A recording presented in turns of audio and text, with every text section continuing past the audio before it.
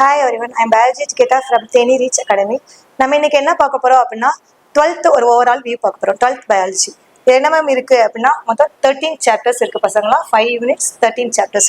First unit பாத்தீங்க அப்படின்னா knowledge base questions, understanding base questions, facts base questions இருக்கும். Next reproductive health அப்படின்னு பாத்தீங்க அப்படின்னா NTA ல இருந்து compulsory 3 to 4 questions reproductive health வந்து எடுப்பாங்க. Easy chapter. நம்ம என்ன சொல்லுவோம் அப்படின்னா 4 பேஜஸ் தான் இருக்கும். சோட்டா பேக் படா தமாக்கா அப்படின்னு சொல்லுவோம்ல.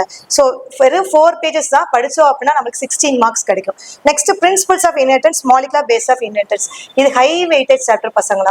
இதை வந்து இந்த ஒரு சாப்டருக்கு மட்டுமே 6 to 7 questions we can expect. இந்த யூனிட்டை பார்த்தீங்க அப்படின்னா நீங்க லைன் பை லைன் படிங்க சஜஸ்ட் பண்ண மாட்டோம், இன்ச் பை இன்ச் படிக்கணும். MCQs டெய்லி ப்ராக்டிஸ் பண்ணணும். இதுல எப்படி மேம் கொஸ்டின்ஸ் இருக்கும், கிரியேட்டர் கொஸ்டின்ஸ் இருக்கும், அனாலிட்டிக்கல் கொஸ்டின்ஸ் இருக்கும், அண்டர்ஸ்டாண்டிங் கொஸ்டின்ஸ் நிறைய இருக்கும், கான்செப்ட் பேஸ்ட் கொஸ்டின்ஸ் நிறைய இருக்கும். ஸோ இந்த சாப்டருக்கு மட்டும் கொஞ்சம் நிறைய MCQs ப்ராக்டிஸ் பண்ணால் மட்டும் தான் நம்ம can easily get marks.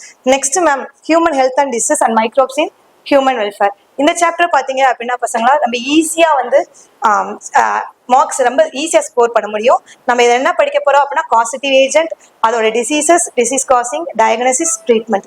So ஈஸியாக நம்ம படிச்சிடலாம். Next biotechnology principles and biotechnology applications. இதை நல்லா படிச்சா வேகமாக ஈஸியாக ஸ்கோர் வாங்குற சாப்டர் அப்படின்னு பார்த்தீங்கன்னா இதுதான். இது 16 பேஜஸ் கூட இருக்காது. கான்செப்ட் கிளாரிட்டி மட்டும் இருந்துச்சு அப்படின்னா ஈஸிலி 7 கொஸ்டின்ஸ் நம்ம அட்டன் பண்ணிடலாம்.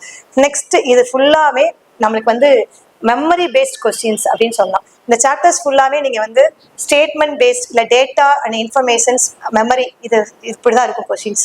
நீங்க நிறைய டேட்டாஸ் அண்ட் இன்ஃபர்மேஷன்ஸ் மட்டும் படிச்சிச்சிட்டீங்க அப்படின்னா இந்த சாப்டர்ஸ் ஈஸியா அட்டன் பண்ணிடலாம். இதெல்லாம் நமக்கு ஈஸி சாப்டர்ஸ் அப்படின்றதுல இதெல்லாம் வந்து. ஸோ இது வந்து டிஃபிகல்ட், அது ஈஸி. ஒன் டே இதை படிச்சோம், ஒன் டே அதை படிச்சோம் அப்படின்னா you can easily gain marks. Thank you.